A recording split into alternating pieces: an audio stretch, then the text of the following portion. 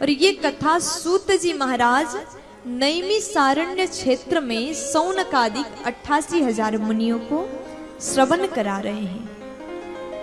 नैमिषारण्य के धरती पर सौनकादिक 88,000 मुनियों ने सूत जी महाराज को सुंदर आसन में विराजमान कराया और उसके बाद में बड़े भाव से एक सवाल किया।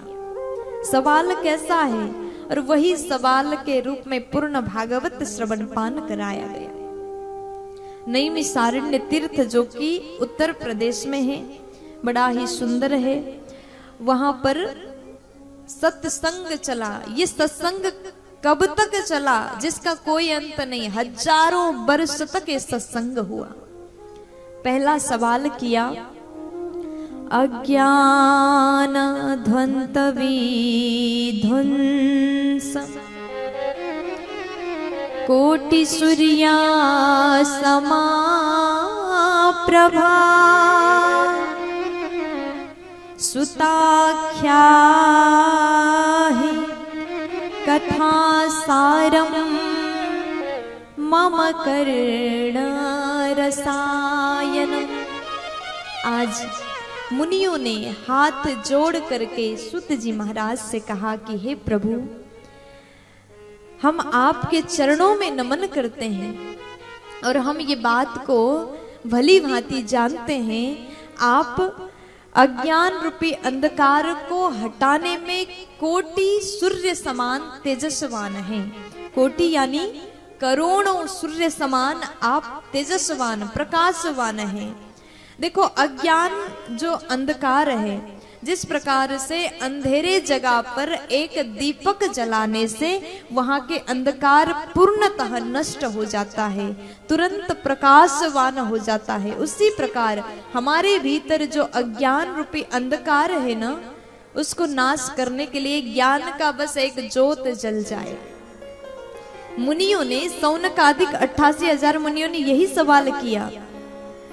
अज्ञान रूपी अंधकार को नाश करने के लिए कोटि सूर्य समान तेजस्वान आप हैं, इसलिए हमें विश्वास है आप हमारे भीतर जो अज्ञान है ना, उसको आप तुरंत हटा दोगे। अच्छा, ये बताइए, यहाँ जो सौनकादिक 88,000 ऋषि मुनि हैं, क्या ये अज्ञानी थे? बिल्कुल नहीं, ये अज्ञानी नहीं थे, ज्ञानी थे। लेकिन सामने वालों से ज्ञान पाने के लिए स्वयं को बिल्कुल शून्य करना पड़ता है। अगर व्यक्ति किसी के संत के पास में जाए और वहां जाकर के बोले कि हम तो बड़े ज्ञानी हैं और ज्ञान आप दे दीजिए, तो वहां पर ज्ञान देने का भाव नहीं बनता। और जो व्यक्ति पहले से भरा हुआ है, क्या सुनेगा? जिस प्रकार से एक ग्लास है, उसमें पूरा जल भरा हुआ है और उस ग्लास में और पानी भरना चाहे तो क्या वहां पर पानी टिकेगा? बताइए, नहीं टिकेगा। जो भी भरा जाए वो बाहर निकल के जाएगा, बहने लगेगा, क्योंकि वो पहले से भरा हुआ है। ठीक उसी प्रकार हम पहले से ज्ञान के घमंड को लेकर के संतों के पास जाएं तो ज्ञान तो मिलेगा। संत दूसरों के कल्याण तो करेंगे, उपदेश तो देंगे, लेकिन वो उपदेश हम अपने भीतर रख नहीं पाएंगे, वो सुन करके निकल जाएगा। इसलिए कुछ पाना है तो पहले पात्र को खाली करिए। भले ही आप ज्ञानी हैं, भले ही आपके भीतर ज्ञान है, लेकिन बड़े बड़े साधु संतों के पास जाइए तो अपने आप को बिल्कुल जीरो बना करके, खाली करके जाइए। अगर आप इस भाव से जाते हैं तो वहां से अनंत ज्ञान आपको प्राप्त होगा। प्यार से बोलो। तो आज मुनियों ने कहा कि हमारे भीतर जो अज्ञान है उसको नाश कर दो, जबकि ये ज्ञानी है। दूसरा भाव, कलियुगी प्राणी ऐसे होंगे, इनको पहले से पता है, इसलिए हम समस्त कलियुग के प्राणी के उद्धार के लिए, कल्याण के लिए सवाल किया गया। फिर पूछते हैं, भक्ति ज्ञान विरागाप्तो विवेको वर्धते महान माया मोह निरामयः विरासश्च वैष्णवैः क्रियते कथम। भक्ति ज्ञान और वैराग्य हमको कैसे प्राप्त हो, भक्ति ज्ञान वैराग्य पाने के लिए क्या करना चाहिए।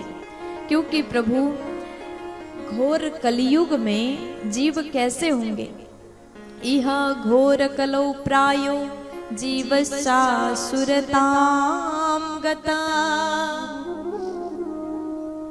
क्लेशक्रान्ताश्च तस्यैव शोधने किं परायणम्।